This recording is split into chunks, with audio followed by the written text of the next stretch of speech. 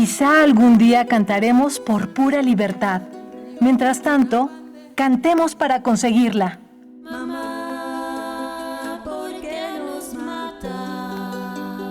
La UNAM te invita a compartir tus propios himnos a la sororidad y versos de denuncia en el cuarto concurso de canción feminista. Inscribe tus composiciones entre el 18 de agosto y el 26 de septiembre de 2025 y espera los resultados el viernes 31 de octubre. Que no se sientan cómodos con nuestro silencio. Invita Casa del Lago UNAM. Sembraremos nuestro canto, dejaremos en la lucha el corazón.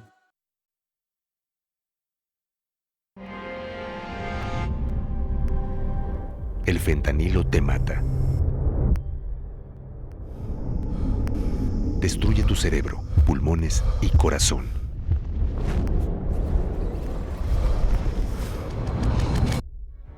Las verdaderas amistades te cuidan y te dan vida. Aléjate de las drogas. Elige ser feliz.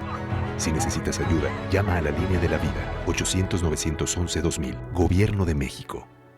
Radio UNAM es un medio que promueve el diálogo, la diversidad y la libertad de expresión en un marco crítico y respetuoso. Los comentarios expresados a lo largo de su programación reflejan la opinión de quien los emite, mas no de la radiodifusora. Consultorio Fiscal. Es un programa de Radio UNAM y de la Facultad de Contaduría y Administración.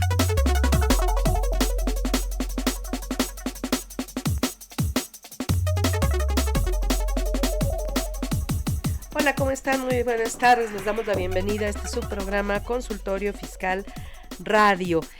Pues en esta ocasión vamos a hablar de la designación de los cárteles como organizaciones terroristas por parte del gobierno de los Estados Unidos. Esto es una noticia que arrancó pues, desde el 20 de enero de este año. Y pues apenas ya lo vimos materializarse, ahora sí con toda su extensión, o por lo menos de una probada ya más tangible de lo que esto implica, pues recientemente, apenas el 25 de junio, cuando a 3 instituciones financieras se les designa como organizaciones que de alguna manera apoyaron el lavado de dinero de estos cárteles, de estas operaciones ilícitas. Y bueno, pues es la idea de hablar de todo esto que está ocurriendo, además en un contexto de reformas legales. Recientemente se acaba de aprobar una reforma a la ley antilavado que pues está ligada obviamente con todos estos temas.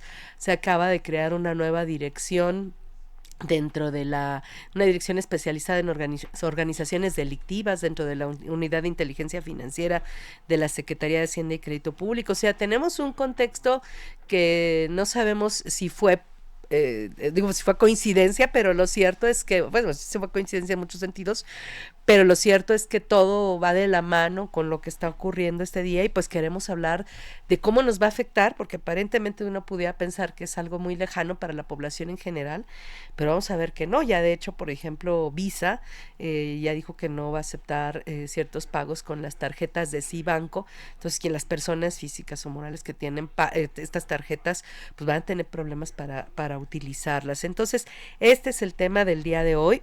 Bueno, como les recordamos, en nuestra facultad, la Facultad de Contaduría y Administración obsequia 4 suscripciones digitales semestrales a la revista Consultorio Fiscal.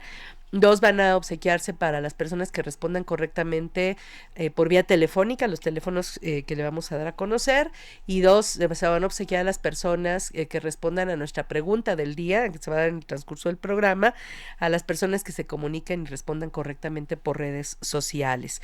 Les recordamos que este es un programa en vivo, se transmite por el 860 de AM, por la señal de Radio UNAM, por las plataformas de FCA UNAM Oficial, Mirador Universitario de la CUAED y YouTube, los canales oficiales de nuestra institución a través de YouTube.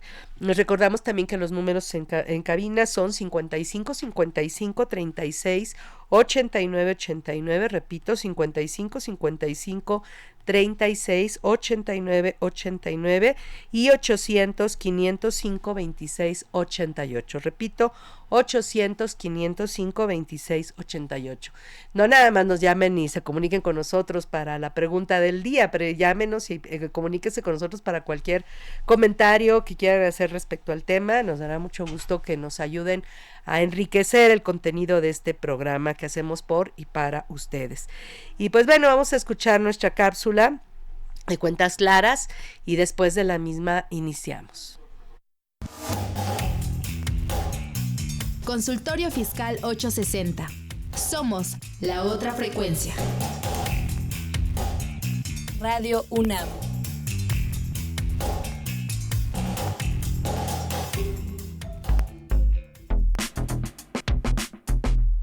¿Sabes si lo que te dicen es verdad? Entérate aquí, en Cuentas Claras. Cuentas Claras. Cárteles terroristas, implicaciones financieras. El financiamiento al terrorismo se define como la obtención y uso de fondos monetarios para financiar, directa o indirectamente, actos terroristas. Junto con el lavado de dinero y la proliferación de armas de destrucción masiva, forman parte de una de las principales prioridades a nivel mundial al poner en riesgo la paz y la seguridad internacional debido a su impacto negativo en la integridad y estabilidad de los sistemas financieros. En nuestro país no han existido grupos terroristas que busquen atentar contra intereses nacionales o extranjeros desde el territorio nacional. Sin embargo, en enero de 2025, el presidente de los Estados Unidos, Donald Trump, designó a los cárteles de la droga como organizaciones terroristas extranjeras. La designación unilateral presenta una discrecionalidad que amplía el rango de conductas que podrían considerarse dentro del financiamiento al terrorismo. Los principales riesgos inherentes de esta discrecionalidad se presentan en el ámbito comercial y financiero debido a que cualquier individuo, organización, empresa o institución bancaria que consciente o inconscientemente se encuentre vinculado a dichos cárteles puede ser objeto de sanciones, por lo que nuestro país podría enfrentar revisiones más estrictas en aduanas extranjeras y retrasos o bloqueos de mercancías que se traducen en el aumento de sus costos operativos. Nuestro gobierno presentó un rechazo categórico a esta designación y ha trabajado en la aplicación de medidas proactivas para fortalecer sus sistemas de prevención de lavado al terrorismo y financiamiento al terrorismo, gracias a su integración al organismo multilateral especializado en la prevención y combate de dichos hechos ilícitos, Grupo de Acción Financiera de Latinoamérica, GAFILAT, en 2006. Con esta integración se estableció la Unidad de Inteligencia Financiera de la Secretaría de Hacienda y Crédito Público, UIF, encargada de emitir disposiciones en materia de prevención de dichos actos, además de penalizarlos conforme a los más altos estándares internacionales. Fuentes: Cámara de Diputados y Evaluación Nacional de Riesgos de Lavado de Dinero y Financiamiento al Terrorismo en México. Cuentas Claras. Pues ya estamos de regreso, les damos la bienvenida a este su espacio, a Diego Olvera, a CEDEP Edith Leticia, desde Cuernavaca, Morelos, y bueno, ya tenemos algunas preguntas que apenas vamos a empezar, don Diego, espérenos tantito. Bueno, le damos la bienvenida a una de nuestras invitadas del día de hoy, ella es la doctora Nitzia Vázquez Carrillo. Doctora, bienvenida a esta su casa. Gracias, buenos días. Ella es licenciada en Contaduría Pública, egresada de nuestra facultad, maestra en Economía por la Facultad de Economía de la Universidad Nacional Autónoma de México, doctora en Economía por el posgrado de Economía también de la UNAM, con estancia académica en la Universidad de Alcalá de Henares, España, postdoctorado en Educación en el Centro de Estudios Superiores en Educación CESE, catedrática de nuestra facultad y de la Facultad de Economía, por varios años, miembro del Sistema Nacional de Investigadores, galardonada con el reconocimiento de distinción Universidad Nacional para Jóvenes Académicos en Docencias Económico-Administrativas 2023. Pues nuevamente bienvenida a esta su casa y gracias por apoyarnos para el desarrollo de este programa. También vamos a tener les comento que vamos a tener un enlace telefónico, nada más estamos esperando que se organice esto porque además está en una conferencia con la licenciada Gabriela Gutiérrez Mora, que es presidenta del Consejo Directivo Nacional del Instituto Mexicano de Ejecutivos de Finanzas. Ahí ya la vamos a tener, nos vamos a conectar con ella unos minutos por vía telefónica para hablar precisamente de este tema, ¿no? Pues si ya empezamos, doctora, vamos a hablar de la cronología de los hechos. A mí me llamó la atención precisamente que a principios de este año, los que precisamente le dieron como mucha visibilidad a esta noticia que en principio pues no dimensionamos los efectos que podía tener, fue precisamente el IMEF, y por eso también la idea de invitarlos, porque fue el 20 de enero de este año cuando se emitió una orden ejecutiva por parte del gobierno de Estados Unidos para que el Departamento de Estado, el Departamento del Tesoro y otras dependencias de gobierno designaran a ciertos cárteles del narcotráfico como organizaciones terroristas extranjeras, y esto pues a partir de ahí se emitieran regulaciones, acciones para actuar en su contra. Luego el 20 de febrero viene la designación de 6 cárteles como organizaciones terroristas extranjeras, y la sorpresa es que el 25 de junio fue cuando se determina que dos instituciones, 2 bancos y una casa de bolsa, que serían el Cibanco y Intercam Banco y la casa de bolsa Vector, se les emiten sanciones a estas instituciones porque se considera que fueron utilizadas para lavar millones de dólares para cárteles del narcotráfico. Entonces, ahí sí ya nos preocupamos. La verdad es que desde enero estábamos ya sobre aviso de lo que podía venir a raíz de esa orden ejecutiva que emitió el gobierno de Estados Unidos, ¿no? Si quiere, a partir de ahí empezamos, ¿no? Sí, claro, yo quisiera distinguir Cibanco e Intercam. Efectivamente se les pide investigación sobre transferencias para compra de químicos que pueden ser utilizados para elaborar drogas. Entonces esto se hace en conjunto con una organización que depende del Departamento del Tesoro en Estados Unidos, que se llama FinCEN, que es algo así como red para el control, ¿no?, de transacciones. Y en el caso de Vector, la investigación es por transacciones de algo así de 17 mil millones de dólares, directamente transferencias a organizaciones denominadas ahora cárteles de drogas terroristas. En esta circunstancia pues preocupa y surge la pregunta de, bueno, ¿cómo es que una red de control de delitos financieros extranjeros pueda estar mandando investigar a organizaciones en México, y cómo va a responder y por qué vamos a responder de esa manera en el país? Que la consecuencia principal fue a otro día de Cibanco y de Intercam, pues la suspensión administrativa, intervención administrativa, que significa que sus consejos de administración se sustituyen por la autoridad, en este caso Comisión Nacional Bancaria y de Valores, y 2 días después a Vector, casa de bolsa. Y bueno, pues hay que comprender que lo que significa esto para Estados Unidos es que se le permite no solo investigar, sino llamar a juzgar, aunque el delito esté cometido fuera de sus fronteras, porque le afecta en materia de seguridad nacional, así lo están considerando. Entonces, en esa materia, México es miembro de FinCEN, a partir de la agrupación que tiene FinCEN de las unidades de inteligencia financiera, en este caso nuestra unidad, que forma parte de la Secretaría de Hacienda y Crédito Público, y otros 170 países que forman parte y que se unen para aceptar las recomendaciones en materia de legalidad, en materia de establecer marco normativo, de publicar nueva normativa, de darle seguimiento a las leyes, etcétera, tanto de FinCEN como de lo que es el grupo Gafi, Gafilat, etcétera. Entonces, no es que estén sobrepasando, digamos, nuestra autoridad, o que manden qué delitos se van a a seguir en México, sino que formamos parte de un grupo debido a la globalización y estas transferencias internacionales que dan pie o que surgen a partir, sí, de operaciones lícitas, pero que también nos damos cuenta que hay muchas operaciones ilícitas y que por lo tanto como grupo de países vamos a tratar de investigar y si es necesario implementar sanciones, y en este caso puede derivar, sí, en quitarles la autorización a esas 3 instituciones del sistema financiero mexicano para operar en ese sistema financiero mexicano.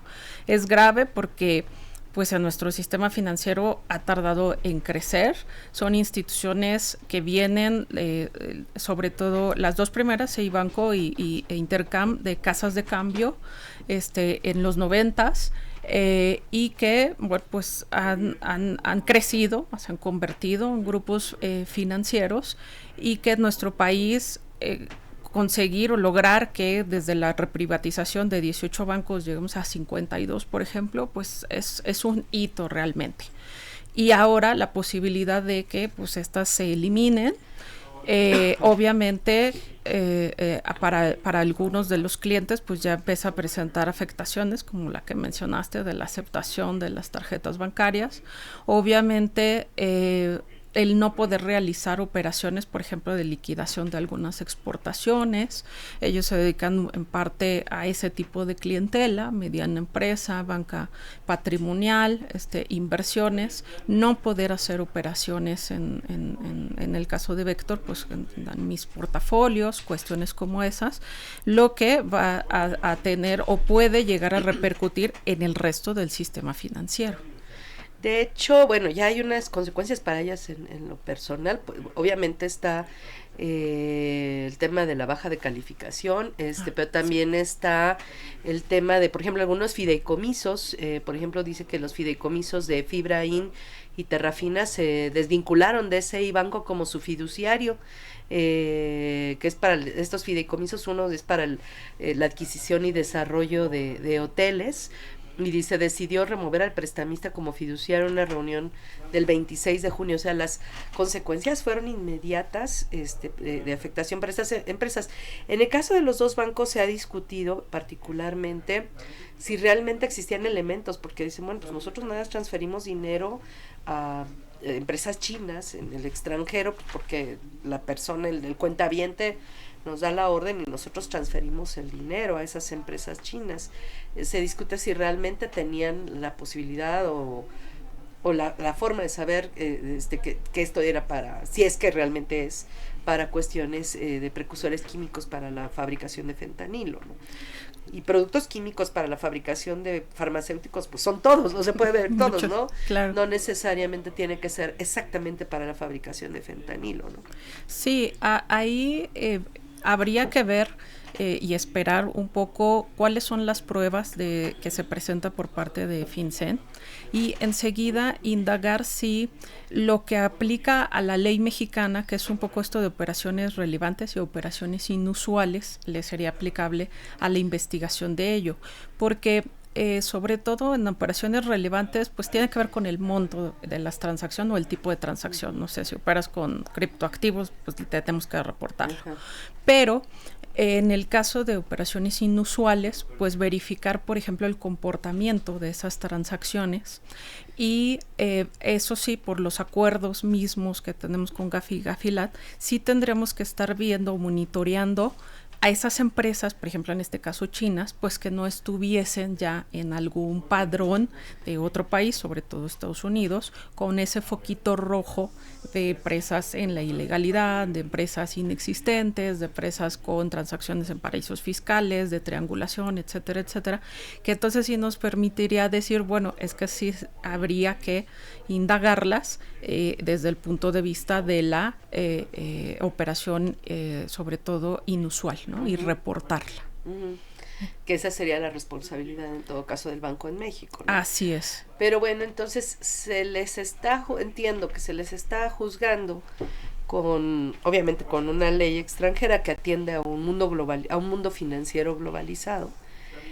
Pero ¿qué tanto existe la posibilidad de estos bancos de intercambiar o de reportar así como reportan, no sé, a Comisión Nacional Bancaria de Valores, etcétera, o a la Secretaría de Hacienda, etcétera, que pudieran reportar o tener contacto directo con estos organismos, que son los que finalmente los pueden calificar como coadyuvantes como personas que participan aunque sea de manera indirecta en operaciones delictivas, ¿no? O sea, definitivamente sí tienen su responsabilidad, porque ellos deben de presentar como bancos, deben de presentar o como miembros del sistema financiero mexicano, por ejemplo, los manuales y las prácticas antilavado de dinero y financiamiento al terrorismo.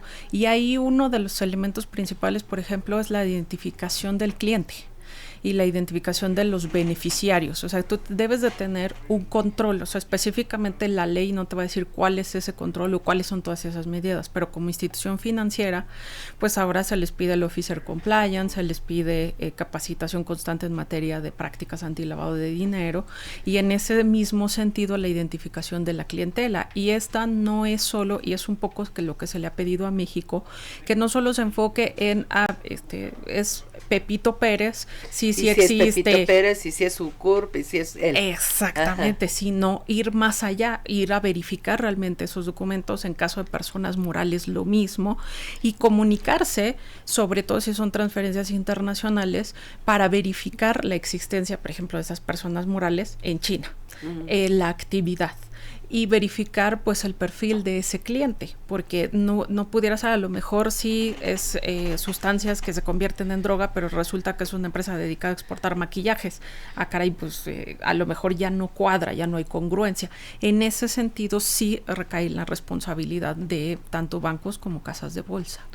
Pero no existe una comunicación directa, digamos, por ejemplo, o pregunto, si existe o no existe una comunicación directa de estas instituciones financieras, por ejemplo, con FinCEN, para desvirtuar o sea, para que le digan, oye, detectamos que estás participando en estas operaciones, desvirtúalas en todo caso, ¿no? Te doy la oportunidad de que me compruebes qué hiciste para demostrar que efectivamente eran o no eran, ¿no? Ajá. El contacto es a través de la unidad de inteligencia financiera, ¿no? A través de su regulador aquí en México, la Secretaría de Hacienda, porque finalmente la Comisión Nacional Bancaria de Valores pues es un órgano desconcentrado de Hacienda, ¿no? Entonces, esa es la comunicación. Yo te brindo la información, yo sé qué controles tienen, ellos lo que mandaron es, hay que indagar estas transacciones.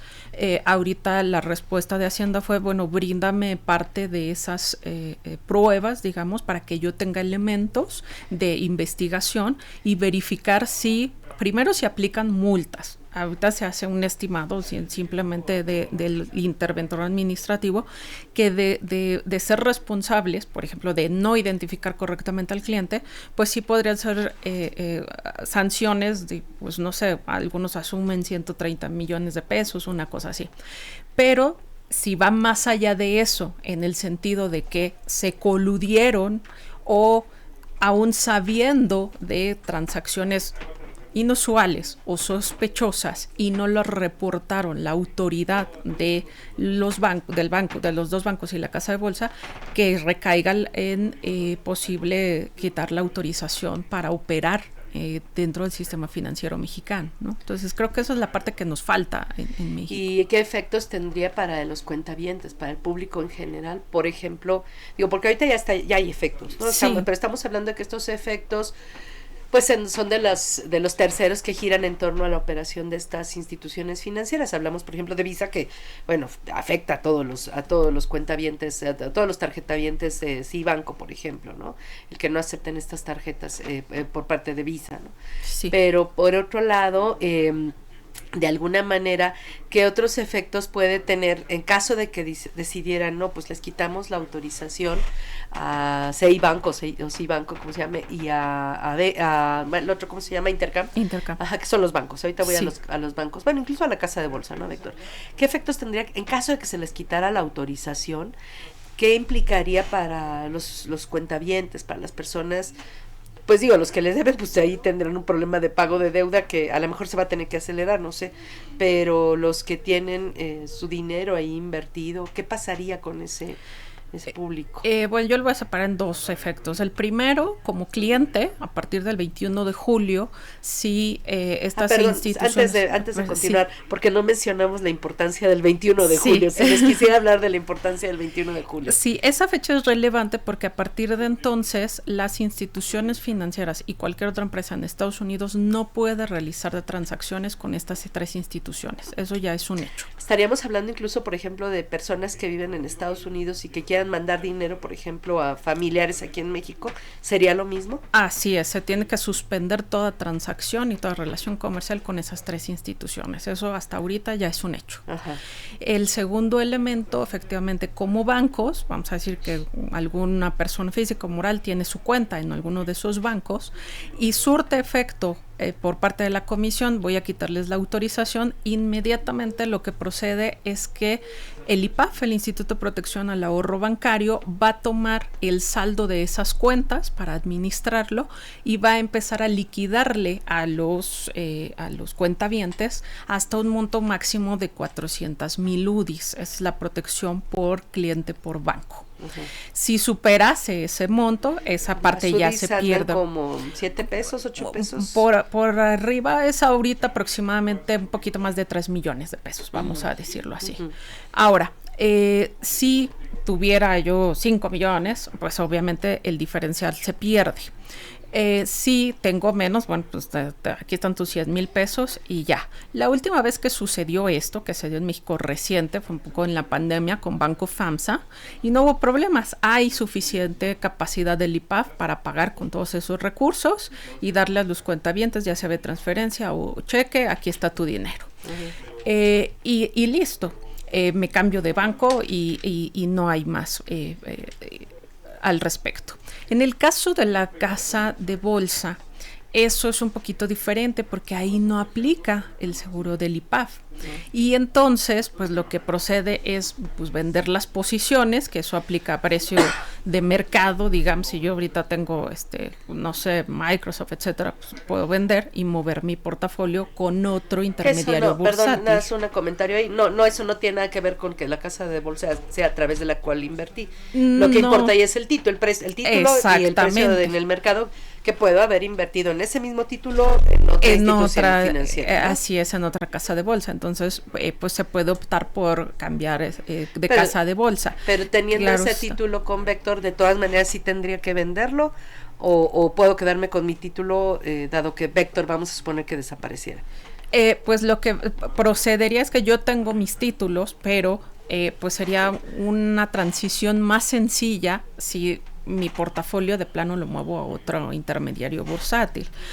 Sin embargo, no quiero ser alarmista y en este momento no le estoy diciendo a la gente ya cambian su portafolio. No, puede ser ir evaluando las posibilidades, porque lo que también puede suceder es, fíjate que las pruebas o lo que me manda no me da pie para una investigación, sino nada más una sanción, y Vector va a seguir en sería operación. Por parte de la Secretaría de Hacienda, la Comisión Nacional Bancaria y la UIF. Así es, así es. Entonces todavía no tenemos esos elementos. En un elemento catastrófico, una circunstancia catastrófica, le quitan la licencia, y entonces sí yo podría vender mis títulos, cerrar mi contrato de intermediación bursátil y buscarme otro contrato, o en su momento seguramente el liquidador y el interventor lo que tendrá que hacer es ir, o te liquido las posiciones, te doy tu dinero y tú lo buscas, o lo transfiero el contrato de intermediación bursátil con algún otro intermediario financiero. Así es. Ahora, en este caso, bueno, ahí obviamente digo, no sé, de todas formas, esta casa de bolsa no podría hacer transferencias a partir del 21 de julio a Estados Unidos. O sea, si yo quisiera vender y transferir dinero a una cuenta en Estados Unidos, ya no se podría después del 21 de julio. Ahorita sí se podría hacer. Ahorita todavía se puede hacer. A partir del 21 de julio tienen que cerrar esas posiciones y ya no hay esas posibilidades, ¿no? Hasta que determinen su caso FinCEN, que esa restricción se elimina derivado de la investigación, etcétera, o continúa. ¿no? Y de continuar a los tres, pues se les dificulta, porque si parte de su portafolio es, por ejemplo, en los bancos financieros exportadores, nuestro comercio internacional, nuestro principal socio sigue siendo Estados Unidos, pues imagínense, pues parte del negocio operativo de los bancos se interrumpe, ¿no? De ahí la importancia. La otra cuestión es que para liquidar operaciones, a veces no necesariamente en Estados Unidos. Pregunto nada más, sí. Bueno, sí, a lo mejor me adelanté un poco, pero esto obviamente es México, Estados Unidos. Sí. ¿Pero puede afectar transferencias a otros países? Sí, claro, porque por ejemplo, si voy a seguir pagando a empresas chinas o a empresas alemanas, pero el corresponsal de Citibank o Intercam está, por ejemplo, con New York Watermelon en Estados Unidos, pues entonces ya no se va a poder liquidar porque automáticamente pierden esas corresponsalías. Entonces ya tampoco se vas a poder liquidar a esas empresas, aunque no sean dólares y aunque no sean empresas norteamericanas, porque pierdo la corresponsalía. Entonces sí digo, para las empresas que tienen operaciones a través de estas instituciones financieras, sí es un problema que tienen que prever, ¿no? Por lo menos. O ya toman una decisión ahorita, antes del 21 de julio, que seguramente lo van a tener que hacer, o se esperan a ver qué va a pasar el 21 de julio, pero lo importante es que todo el mundo esté informado de qué ocurre con estas instituciones y tome sus decisiones, ¿no? Claro, darle seguimiento y, de ser posible, en la medida del volumen de sus operaciones, pues buscar alguna alternativa de momento para seguir liquidando sus operaciones, porque si me espero al 20 de julio, al 21 de julio, y tengo que liquidar operaciones, pues evidentemente van a caer en una complicación. Ajá. Ahora estamos hablando de los cárteles del narcotráfico en principio, pero no son el narcotráfico no es la única actividad delictiva que está relacionada con esto, y no es nada más los cárteles del narcotráfico, tiene que ver mucho con el lavado de dinero, y en el lavado de dinero nada más está ligado al tema de actos delictivos, sino también estamos hablando del no pago de impuestos, de la evasión, de la elusión, etcétera, ¿no? Entonces, en este contexto también tenemos muchos elementos que se están moviendo actualmente en nuestro país y que están ligados a esto, y que obviamente seguramente se va a recrudecer la fiscalización, la regulación, todas las medidas de control interno que vamos a tener que tomar para poder seguir operando pues con el sistema financiero y no tener problemas también de carácter fiscal, porque seguramente México se va a abocar a solucionar esta situación para no tener más calificaciones como esta, porque afectan económicamente al país enormemente, ¿no? Pero vamos a hacer una pausa y después de la misma continuamos. Consultorio Fiscal Radio.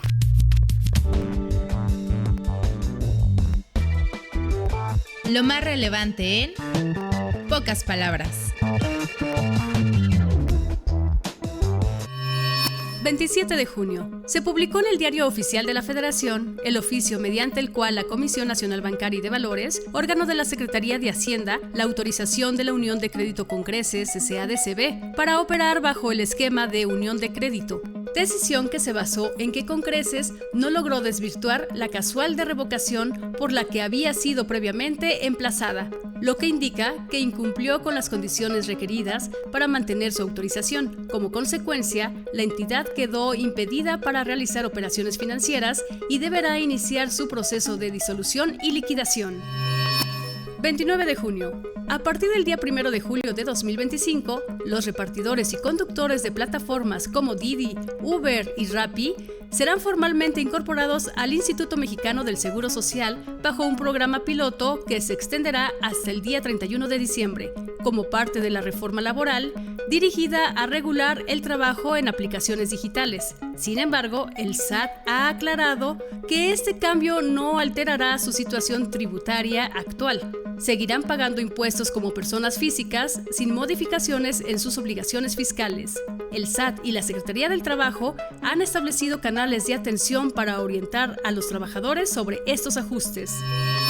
Recuerde que el SAT amplió el plazo hasta el día 31 de julio de 2025 para que las personas físicas con saldo a favor presenten su declaración anual 2024 y puedan tramitar la devolución automática siempre que cumplan con ciertos requisitos. Las personas físicas deben enviar su contabilidad de mayo 2025 entre el 1 y el 7 de julio, corregido en caso de día inhábil. Fuente: Diario Oficial de la Federación. Lo más relevante en pocas palabras. Bueno, ya estamos de regreso y les habíamos comentado al inicio de este programa que íbamos a tener un enlace telefónico con la licenciada Gabriela Gutiérrez Mora, presidenta del Consejo Directivo Nacional del Instituto Mexicano de Ejecutivos de Finanzas, IMEF, a quien le damos la bienvenida a su casa, su programa, Consultorio Fiscal, y a la UNAM y a la Facultad de Contaduría en particular. Buenas tardes, licenciada. Buenas tardes, muchas gracias por tu paciencia, que tuvieron que esperar un poquito y es un privilegio estar aquí con ustedes. No, al contrario, la verdad es que es un gusto recibirlos y esperamos tener pues más comunicación y apoyo mutuo en estos tiempos tan convulsos que estamos viviendo en materia económica y financiera en particular. Así es, estamos viviendo tiempos inéditos en este sentido. Así es. Les comentaba yo al inicio de este programa a nuestro público que la verdad yo a principios de este año me llamó la atención las noticias, el valor que ustedes le dieron a la orden ejecutiva por parte del gobierno de Estados Unidos, que se dio esto en enero de este año, sobre la designación de ciertos cárteles como organizaciones terroristas. Yo vi la noticia e inmediatamente propusimos el tema para tratarlo en el transcurso de este semestre, que nosotros hacemos nuestra programación de temas en forma semestral, y mire, parece que le atinamos. En el momento que nos tocaba ya tratar el tema, surge esta situación con los dos bancos y la casa de bolsa como una muestra de lo que se viene y de lo que pues va a continuar, porque no para ahí, ¿verdad? Así es, bueno, sí, efectivamente nosotros a principios de año, esto fue nuestra primera rueda de prensa que tuvimos, vimos 3 amenazas de acuerdo a lo que el vecino país y a través de su presidente nos envió, digamos, estas señales, ¿no? La primera fue la señal de migración, que ya sabemos en qué estatus está y que todavía los esfuerzos que se están haciendo por parte del gobierno, pues para poder controlar la frontera del sur, para poder realizar todo este tipo de involucramiento para evitar la migración, ¿no? La segunda eran los aranceles, y pues vemos también que los aranceles pues están manejando, bueno, hemos estado en dimes y diretes y al final pues todavía no se determinan y se va a ir con el tema del TEMEC para ver cómo se va a terminar con esta situación. Y la tercera, que consideramos muy grave, da justamente esta afectación que podría tener el sistema financiero con respecto a la declaración de los cárteles mexicanos como organizaciones terroristas, que dista mucho de lo que es la prevención del lavado de dinero. La prevención del lavado de dinero es algo que siempre se ha realizado justamente para evitar situaciones irregulares del manejo, que se tenga los recursos destinados no solo al narcotráfico o al terrorismo, sino también a lo que es la evasión de impuestos, ¿no? Entonces eso se manejaba así, pero era muy peligroso la parte de declarar como organizaciones terroristas, porque eso ya implica otro tipo de tratamientos que fueron advertidos. Y pues en IMAX seguimos con la misma, con la misma preocupación, vemos con preocupación que se urge que se implementen procesos, no solamente para las instituciones financieras, sino para en general las empresas, porque todo se forma por parte del sistema financiero por participación pues de las operaciones que se dan entre Estados Unidos y México y hacia el mundo.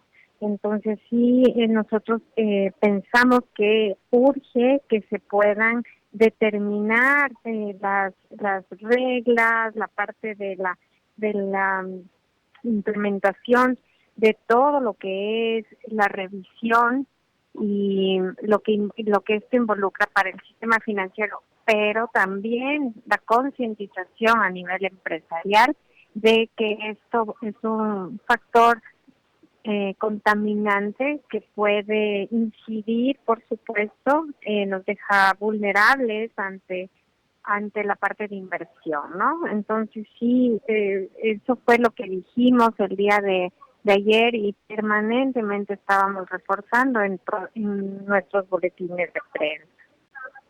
Es que esto es un hilo conductor, ¿no? O sea, de alguna manera el que se determine que estas organizaciones son catalogadas como terroristas, pues todas las operaciones que puedan tener las empresas que están ligadas, según el Departamento del Tesoro de Estados Unidos, a la operación de estos cárteles, que pueden ser N empresas y N personas físicas y morales, y las empresas que operen, las empresas de transporte, de agroindustria, de cualquier tipo de sector de la economía que puedan tener operaciones con ellas, podrían verse de alguna manera afectadas, no obstante que a lo mejor la operación que ellos realizaron pudiera ser legal o no pudiera no necesariamente tener que ver con el tema del, por ejemplo, estoy hablando en primera instancia con relación al narcotráfico.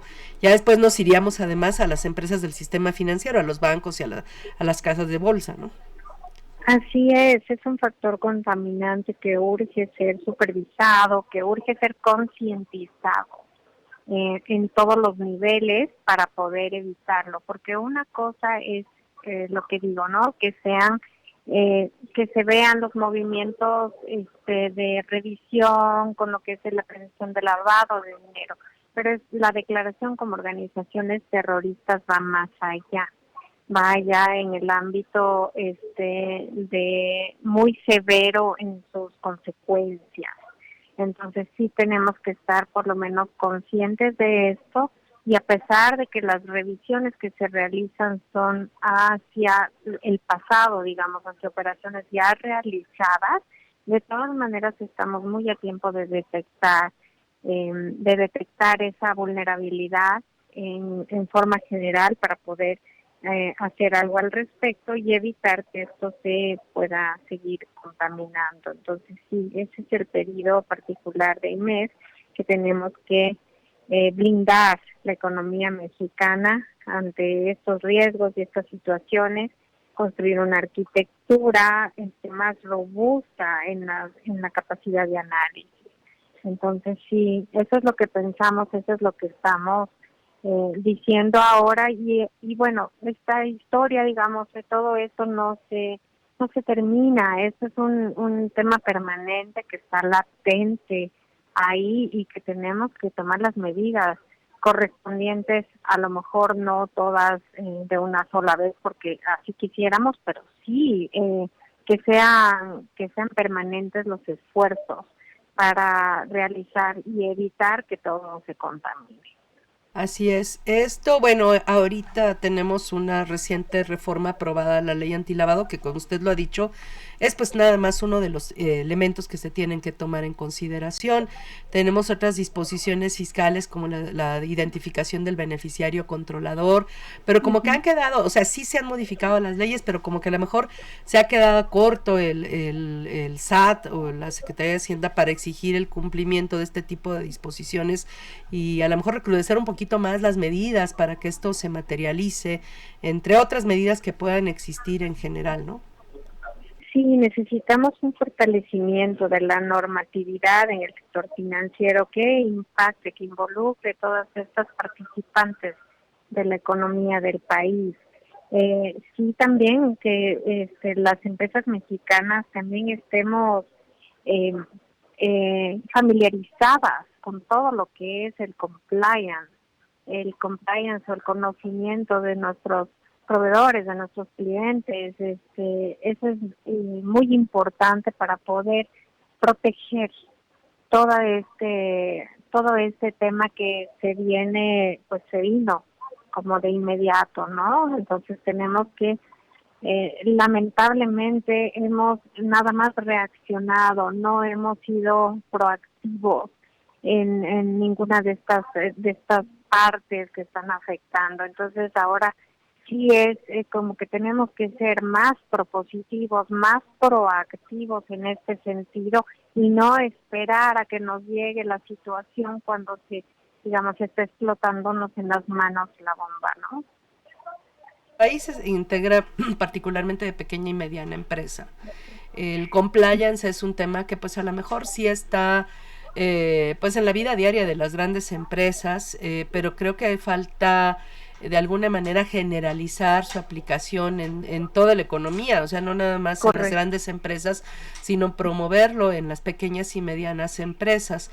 Esto, bueno, obviamente nos toca a nosotros como institución educativa, para los egresados de nuestra universidad, pero también de alguna manera tiene que haber alguna forma de generalizar estas prácticas de control, de gestión de riesgos en las empresas pequeñas y medianas, establecer prácticas mínimas, y obviamente pues tendría que ser, no sé, la Secretaría de Hacienda, el SAT, los que de alguna manera tienen más incidencia directa, ¿no? Mexicano, sí, el gobierno mexicano en general tiene que realizar estos esfuerzos para poder promover y poder poner las prácticas y las leyes apropiadas que promuevan esta parte en este sentido, porque no solamente es una labor social, a veces nos cuesta trabajo hacerlo voluntario, pero cuando es obligación ya lo tomamos, ¿no?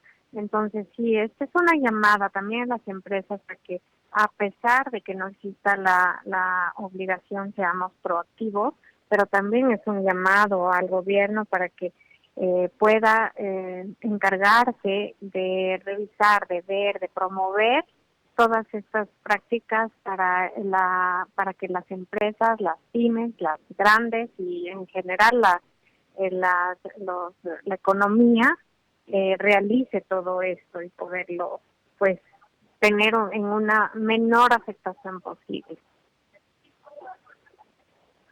Casa de bolsa. Hasta ahorita solo han sido 2 bancos y una casa de bolsa.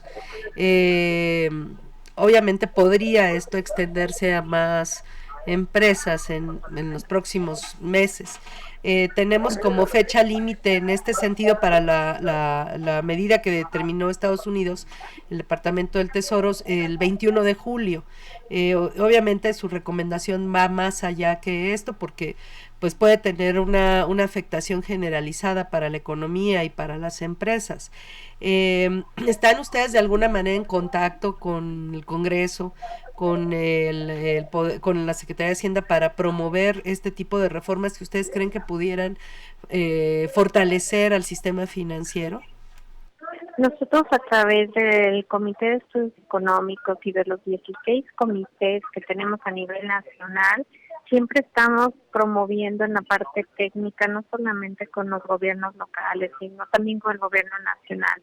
Nos toma como referencia en cuanto a los indicadores, en cuanto a los boletines que se están sacando en forma directa, digamos, un 1 a 1, no hemos tenido esa parte, pero sí estamos analizando todo lo que sucede técnicamente y financieramente para poder hacer propuestas de valor a través de los diferentes colegios, cámaras y nosotros aportando esa parte técnica a la sociedad en general. Y pues no sé si quiera hacer alguna recomendación final para las empresas, para los empresarios, para la micro, la pequeña, la mediana empresa, en fin, y bueno, y los profesionales que trabajan dentro de ellas, que nos escuchan, que son a final de cuentas los que van a materializar pues todas estas medidas que en su caso pueden aminorar el impacto o robustecer el control en estas empresas. ¿Qué advertencias o qué recomendaciones les podría hacer en este sentido a nuestro público, que pues se integra por obviamente principalmente profesionales de la contaduría, pero también público en general, empresarios, capacitadoras y demás? Sí, bueno, la recomendación que podemos emitir es primero siempre estar informados de qué es lo que está pasando, siempre estar al tanto de esta parte técnica que puede afectar a las empresas y el desempeño económico. La información es poder y eso nos da confianza, pero si me piden una recomendación, sí es aplicar los principios de compliance, investigar a sus clientes y a sus proveedores, para que sean personas en las que se pueda confiar. Ya sé que es difícil a lo mejor cuando todo es muy grande y está muy disperso, pero sí establecer reglas claras de mecanismos de conocimiento del cliente, conocimiento del proveedor, de hacer un chequeo ahora que todo es global, que todo está a la vista, que podemos encontrar de todas formas eso que buscamos, hacer esta labor de compliance para evitar este tipo de problemas, para más bien ser proactivos y cortarlos de raíz. Ahora el IMEF también hace esta labor de capacitación, ¿no? Constante. En un momento determinado podrían acercarse a ustedes están constantemente realizando eventos también, ¿no? Para preparar a la gente sobre estos temas, ¿no? Así es, justamente estamos organizando un evento que involucra estas acciones que podemos tomar y estamos por confirmar la fecha, lo hemos organizado muy rápidamente, vamos a confirmar la fecha justamente para hacer nuestra aportación técnica y social con respecto a este tema. Nos encantará estar al día considerando todas estas posibilidades de pues tener esta información con ustedes, particularmente que están inmersos pues en el sector financiero y que de alguna manera pues saben o conocen cuáles pueden ser las llamadas de atención que podamos tener que considerar, tener tratos con algún posible cliente o proveedor, que ustedes están ya más familiarizados con esto, ¿no? Claro que sí, nos reiteramos a las órdenes siempre a través de los socios.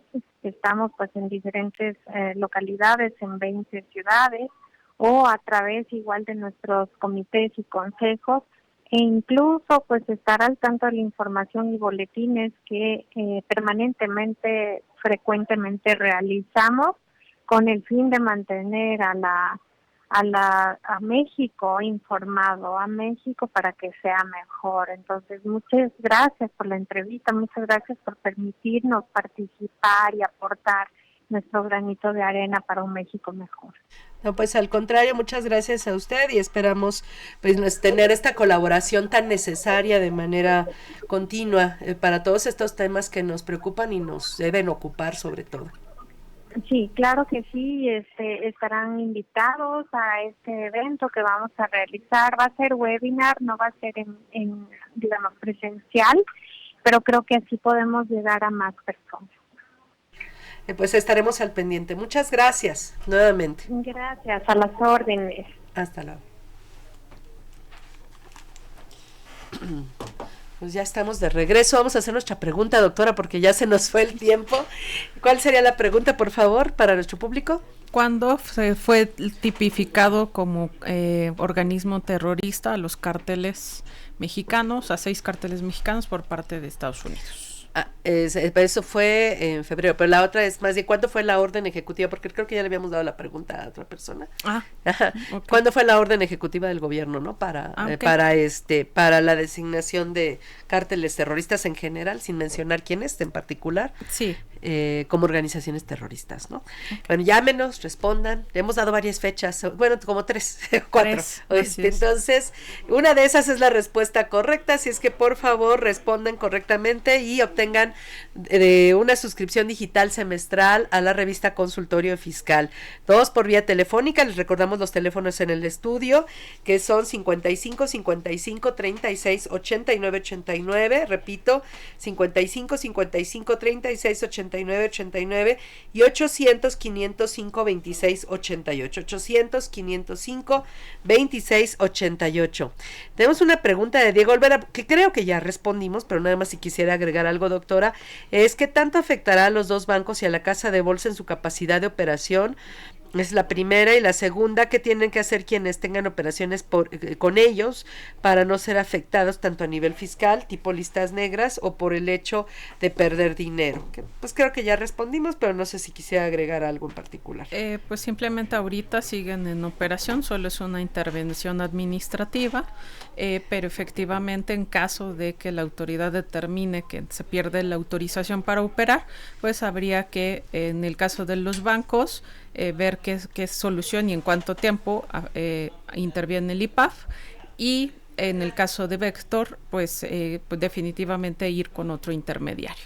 Bueno, y la otra pregunta, ¿qué documentos recomiendas solicitar a bancos, casa de bolsa para efecto de cumplimiento para justificar ante el SAT que mi actuación cumple con la razón de negocios, trazabilidad y demás indicadores fiscales para evitar ser sancionados por el SAT por complicidad de terrorismo o cualquier otro delito? Soy ejecutivo fiscal. Pues básicamente ahí las instituciones tienen la obligación de hacer un perfil del cliente. Entonces yo debo de tener la posibilidad de acceso a ese perfil, es decir, para qué utilizo mi cuenta, qué transacciones voy a realizar, qué fondos utilizo en esa cuenta, y en el caso de Vector o de la cualquier casa de bolsa, en caso de contratos se le llama asesorados, me van a aplicar un perfil y ellos tienen publicado un manual de inversiones donde se da a conocer el perfil de riesgo rendimiento de sus instrumentos.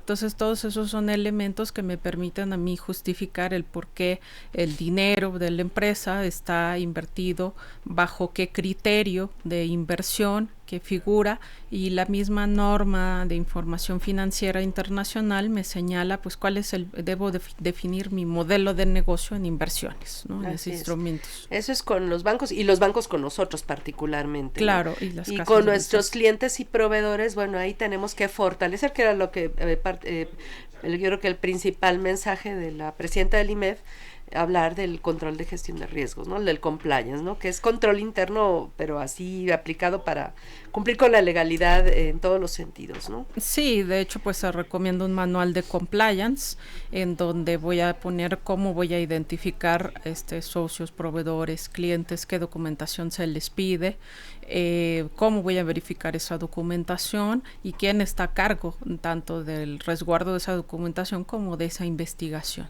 Entonces tenemos que ser más papistas que el Papa en nuestras relaciones comerciales con clientes, proveedores. Tenemos pues que tener mucho cuidado en yo creo que tenemos que hacer contratos, por ejemplo, que a veces la pequeña y mediana empresa no hace contratos, se lleva el contrato del día a día, la factura es todo lo que hay, pero a lo mejor establecer contratos donde se establezcan ciertas cláusulas para, en caso de que ocurra que haya algún, ¿cómo se llama? Algún indicador indicio, de que puedan, algún indicio que puedan tener alguna actividad, que estén inmiscuidos en algún tipo de actividad que pueda ser considerada delictiva o algo, pues que de alguna manera podamos pues retirarnos, romper la operación, tener algún tipo de indemnización o incluso poder acceder a sus auditorías o poder pedirles que se auditen para que nosotros podamos tener confianza en la información que ellos están rindiendo, o sea, solo tener operaciones con clientes o proveedores que se auditen, no sé,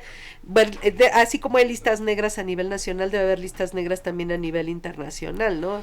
Con Interpol y cosas de ese tipo, ¿no? Sí, hay un listado de posibles empresas fantasma, hay otro listado de empresas asociadas a posibles operaciones inusuales, y pues aquí en México pues está este listado de, por ejemplo, empresarios sancionados, está este listado de empresas factureras, y obviamente pues revisarlo periódicamente para verificar que nuestros proveedores, nuestros clientes no estén ahí. O también pues verificar pues la recepción, por ejemplo, de una constancia de situación fiscal y verificar la existencia de esa empresa, por ejemplo. Y también tenemos las páginas públicas, como puede ser, por ejemplo, el portal de la Secretaría de Economía, que en estos días son de los temas que vamos a tratar, donde pues las empresas tienen que estar ahí subiendo información de convocatorias a asambleas, acuerdos de aumentos, disminuciones de capital, etcétera. Pues de alguna manera el hecho de que estén intercambiando información con estas instituciones públicas, pues da la idea de que efectivamente es una empresa que opera comúnmente, cotidianamente, que no es una empresa que que nada más sea de papel, ¿no? Que sí existe la operación de la empresa en ese sentido, ¿no? Así es, de hecho el gobierno federal también tiene un registro de sus proveedores, número de contratos, calidad de cumplimiento, entonces esa es otra fuente de información. Que son todo lo que tenemos que allegarnos, o sea, organizar todo esto, cuáles son los controles que vamos a implementar en las empresas para ver esto, ¿no? Y pues bueno, se nos acabó el tiempo, tenemos reformas legales también alrededor de esto, sí. Que bueno, coincidentemente se dieron, ¿no? Se creó una nueva dirección especializada en operaciones delictivas. Está el cambio a la ley antilavado, que también apenas acaba de usarse, la curva biométrica. Así es. Todo este tipo de medidas de alguna manera van a fortalecer pues el control y por parte del Estado y bueno, obviamente pues van a ir tendientes a disminuir la evasión. En nuestro país tampoco recauda tanto. Pues tiene que ver con lo fiscal, pero pues también con la identificación de beneficiarios finales y con mejorar nuestro perfil de riesgo como país ante operaciones de procedencia ilícita y flujos financieros ilícitos. Pues se viene mucho todavía, ¿verdad? Aparentemente ya estábamos tranquilos o ya aparentemente se decía, ay, pues estamos sobre legislados, sobre fiscalizados y pues resulta que no.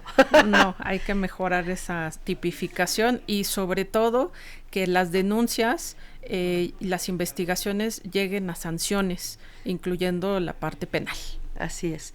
Pues muchas gracias nuevamente, doctora, la verdad un gusto y la verdad muy muy útil todo lo que nos comentó. Pues apenas estamos al principio de todo esto, creo, sí. Se viene mucho todavía y pues nuevamente le agradecemos. Al contrario, es un honor. Les recordamos que eso es todo. La próxima semana tiene una cita con nosotros con el tema efectos en la imposición de aranceles. Este va a ser un programa grabado. Mañana jueves vamos a tocar nuevamente este tema, pero así vamos a tener un invitado en la mesa en forma presencial por parte del Instituto Mexicano de Ejecutivos de Finanzas.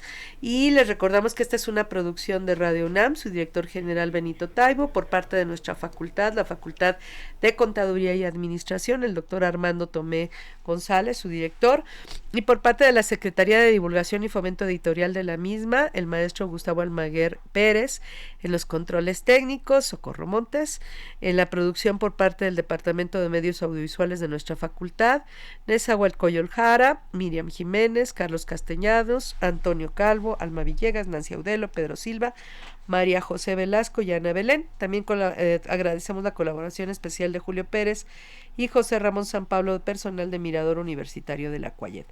Y a continuación, pues no se pierda las noticias más importantes a nivel internacional por la señal de Radio Francia Internacional.